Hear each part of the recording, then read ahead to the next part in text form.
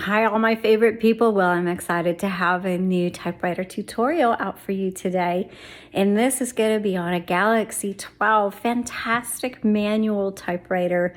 It's just a really good operating machine. I really love the classics and I love the Galaxie 12. So stay tuned. Sha-na-na-na-na-na-na, sha-na-na-na-na.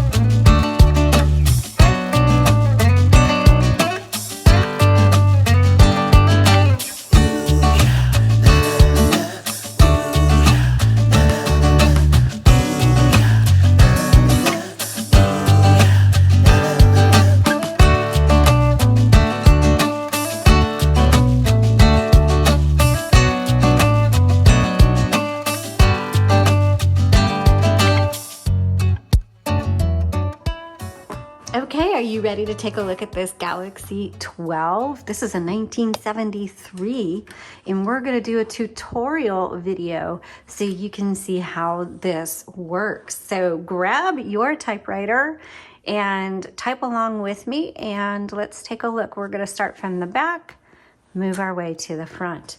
So back here is your paper holder. Just keeps things from flopping over, which it actually comes in really handy. The yellow knobs on here, they're actually tabs. You press down on them and drag. This is where you set your margins. So the Galaxie 12 has the 12-inch carriage on it, which comes in really handy because you can do landscape or portrait. It just gives you more flexibility in the paper size. So if you think you will ever use a larger paper, then the 12-inch carriage will really come in handy. Then you have your margins. You also have the carriage release levers, which are behind here. It's behind the roller handles. And just to let you know that on these Smith Coronas from the 60s and 70s, it really is common for one or both of these to break off. So if yours is missing one on one of the sides, that's pretty common. But it doesn't matter which one you pull in. Either one will release the carriage, okay? And there's your bell. You should hear your bell when you get to your margin, your right margin, because what that does is say, hey, you're at the end of your margin. You need to hit your return handle and go to the next line. But if you're in the middle of a word and you get to that margin and it stops on you and you want to finish your thought or your word, you just hit this margin release button. And then you can keep going. And we're going to look at that a little bit more here in a second. Over on the right side, this lever right here, that is your paper release. And you just pull that forward, and that releases the tension between the paper and the roller, so you can move it around. On the left side, you're going to see a 1, 2, and 3. That is your line selector. So when you hit the return handle, it's going to advance either 1 line, 2, or 3 lines. Okay, so let's load a piece of paper, and that's going to go right here behind this main plate and against this what looks like a ruler, and you're just going to set it there. You don't need to shove it down in there, and you just turn the handle. Make sure that paper comes underneath this metal bar, and I like to come all the way to the top to make sure it's even, and in this case it's not. I didn't get it even, so I'm going to pull this paper release lever forward. I'm going to adjust my paper to get it nice and even, and then re-engage. And make sure you re-engage that paper release, otherwise it's not going to work very well. And make sure you've got your margins where you want it. I like to pop up my little paper holders, and you're ready to type. But before we type, let's move this carriage over to the left. I'm going to slide the top open by just pulling the top open gently. Now, the reason we slide the carriage to the left is because when we open that top, it'll scrape this handle, and we don't want any scratch marks on the top of our beautiful typewriter. Okay, on the inside, you're gonna see your ribbon spools, and it happens to take a universal ribbon, and they are easy to find. You can get them on our website at jotandtittletypewriters.com. This happens to take a tube color. So when you load a new one in, make sure black is on top and red is on bottom. Now there are other colors out there that are available. Etsy has all kinds of colors, and you can put in a single color if you want. You don't have to use a two-tone color, but you have that option. To take it out, you just pull them up. Okay. And you just pop a new one back in. Now there's a little, you've got your, well, let me take this out for a second. So you have your middle, sorry, I got ink on my finger, it looks like. You have your middle pin, and then there's a little tiny one at the bottom. That tiny one needs to fit into one of these circles on the, you see these holes right here on the spool, and that's what turns the spool around. So you may, when you pop it in, you may have to kind of go back and forth until that pops down. Okay. Then you put your ribbon through the guide wires.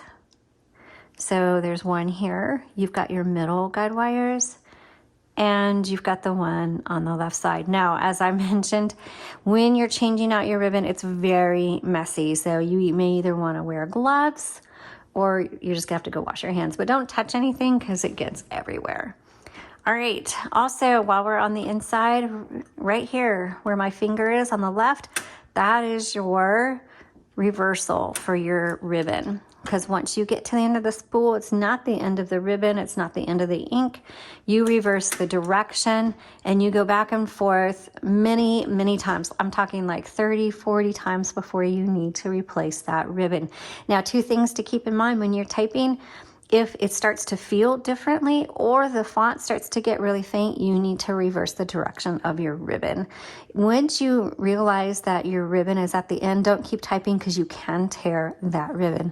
But just reverse the direction. And if you do tear the ribbon, it's super easy fix. You just cut it where you tear it, and you'll see on the spool a place where to thread it back in there. Okay. If you need an up-close image of this to see how it's threaded through, I can't show you on the video because if I put my hands here, all you're going to see are my hands. But there is an up-close photo of this on the product listing. That link is below for you. Just go on there, bookmark that photo or screenshot it for your reference, and that way it'll help you know how to thread this ribbon through your escapement area here, or your basket. Okay, let's go ahead and close this. Down here is going to be your tab. Okay, you set it on the left, you clear it on the right, and to do an all clear, you hold down the clear while releasing the carriage. I always go back a couple of times, and that should clear your tabs, which it did. And then to set it, you just hit set, and there you go. And you can clear it one tab just by hitting clear, and it should be cleared. And there it's cleared. And now I've got ink everywhere. But the nice thing is it cleans off really easy on the typewriter. Okay, on the left side, you'll see this lever. It says LMH. That's just kind of like low, medium, high, or whatever. That has to do, it's a tension selector. And it has to do with how hard these type bars are gonna strike your paper. So it's strictly personal preference. Over here on the right side is your color selector. I have it on black, there's red. And then you have your backspace.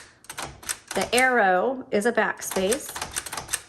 We have the margin release, and then this arrow with the two lines. I really don't use it very often, but what that is, and it'll happen to you, if you get a couple keys stuck up there, like you hit two keys at once and they stick up there, which is very common, you should be able to hit this and knock it back down. But honestly, it's just so much easier to tap it down with your fingers. You have a power space, and you have your regular space. All right, so that is how to use a Galaxie 12. Let's do a little bit of typing on here and show you the margin release. So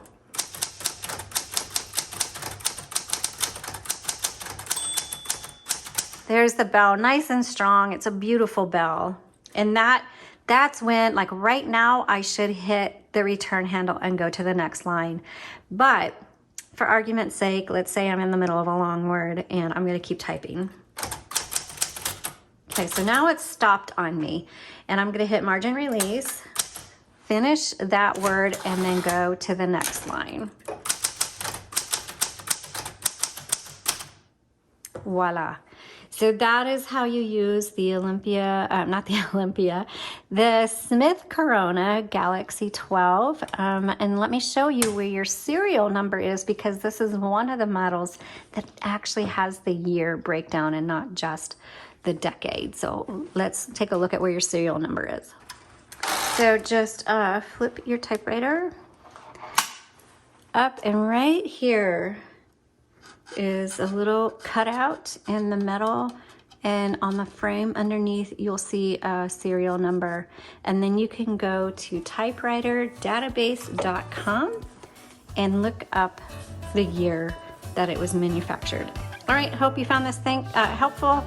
Give us a thumbs up, leave comments if you want, get your notifications, because every Saturday morning we list new typewriters on our website, and YouTube is the first place we let you know. Thanks again for watching. You have a blessed day.